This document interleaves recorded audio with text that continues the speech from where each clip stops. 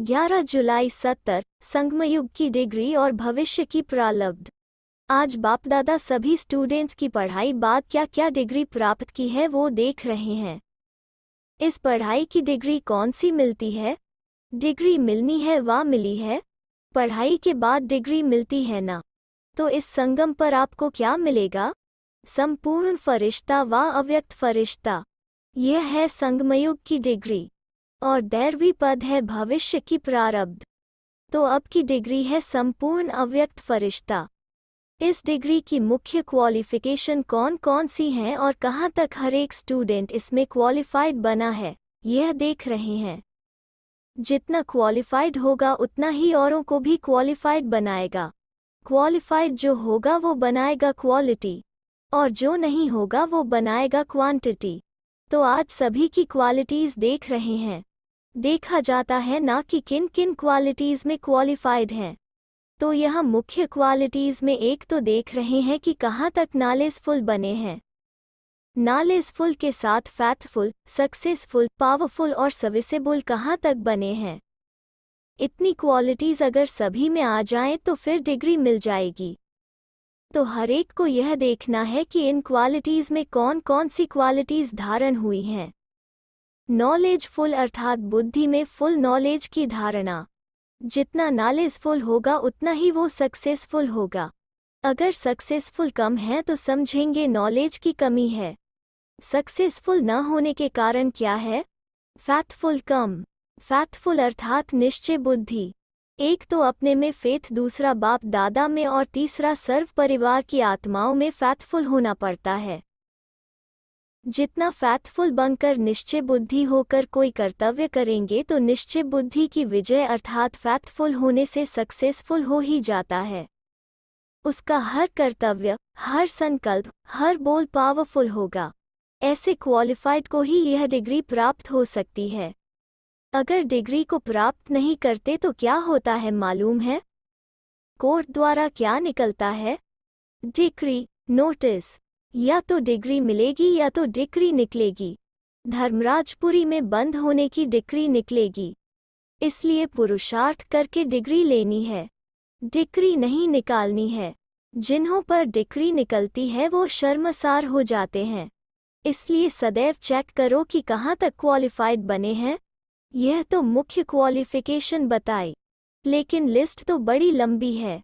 हर qualities के पीछे full शब्द भी है। Faithful, powerful. तो इस रीति से सभी गुणों में फुल हैं तब डिग्री मिलेगी। सभी सक्सेस तो होते हैं लेकिन सक्सेसफुल हैं, पावरफुल हैं या कम हैं यह देखना है।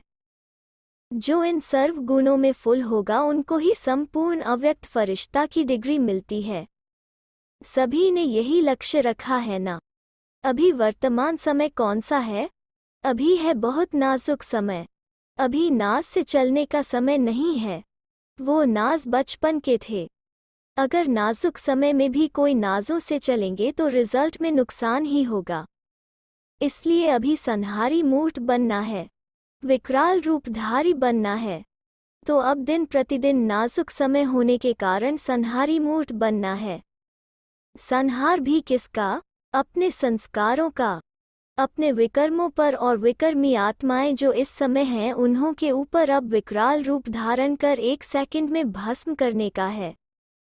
शंकर के लिए कहते हैं ना कि 1 सेकंड में आंख खोली और विनाश। यह संहारी मूर्त के कर्तव्य की निशानी है। कोई के भी ऊपर विकराल रूप बनकर दृष्टि डाली और उनके विकर्मी संस्कारों को भस्म कर दें तो विकर्मों और व्यर्थ कर्मों, विकर्मियों के ऊपर अब विकराल रूप धारण करना है।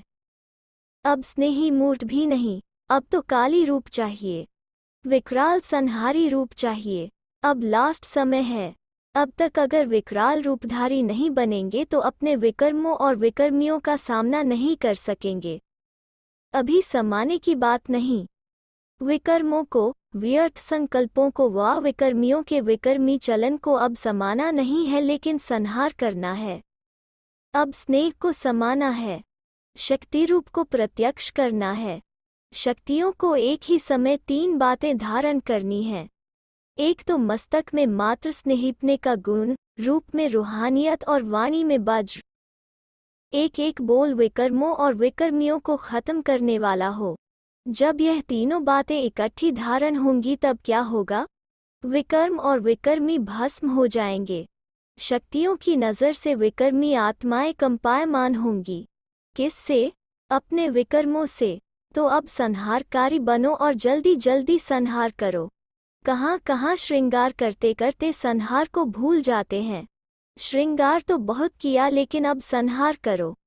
मास्टर ब्रह्मा भी बने, पालना की, श्रृंगार किया लेकिन अब पाठ है संहार का। शक्तियों के अलंकार और शक्तियों की ललकार और शक्तियों के किस कार्य का गायन है? घुंघरू की झंकार। घुंघरू डालकर असुरों पर नाचना है। नाचने से क्या होता है? जो भी चीज होगी वो दबकर खत्म हो जाएगी। निर्भयता और विनाश की निशानी यह घुंघरू की झंकार है।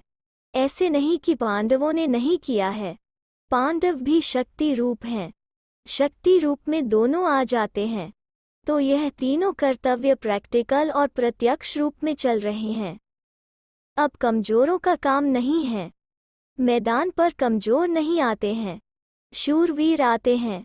तो अब मैदान पर प्रत्यक्ष होने का समय है। शूरवीर शक्ति रूप बनकर प्रत्यक्ष रूप में सामने आओ। जब इस रूप में प्रत्यक्ष होंगे तब क्या होगा? प्रत्यक्षता। बाप और बच्चों की प्रत्यक्षता होगी।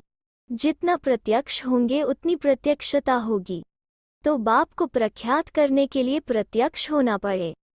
अब तक अपनी ही कमजोरियों को विदाई न देंगे तो सृष्टि के कल्याणकारी कैसे बनेंगे?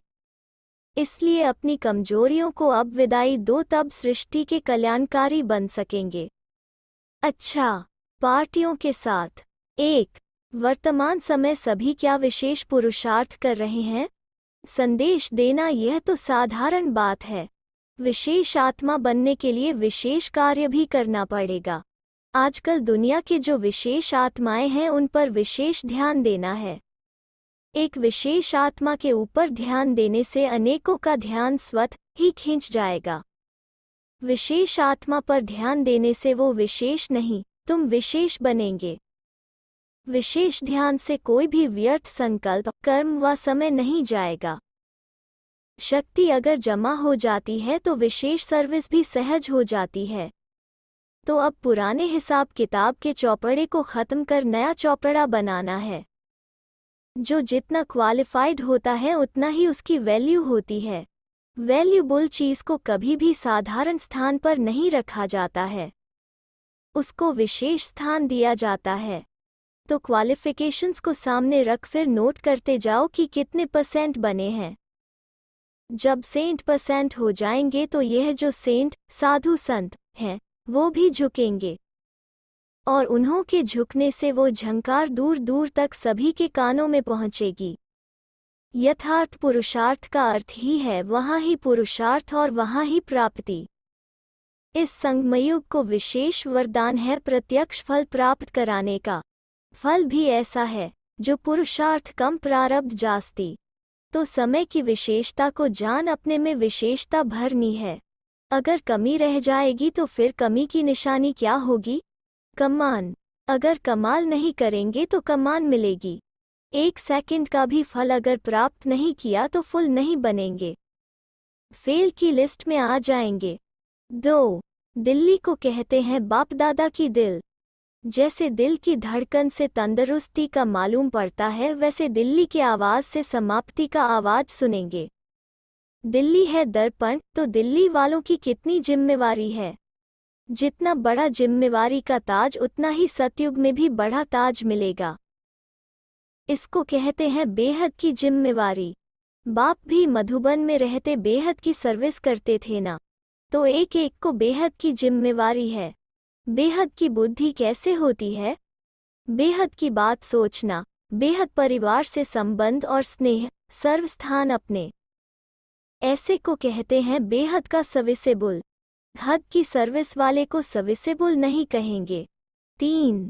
मधुबन को कहते हैं सेफ, तिजोरी। मधुबन निवासी सेफ में पड़े हैं। सेफ में रहने वाले कौन सी मणियाँ हो? सभी से बढ़िया मणि होती है मस्तक मणि। मस्तक मणि कम होती हैं, हृदय मणियाँ ज़्यादा होती हैं।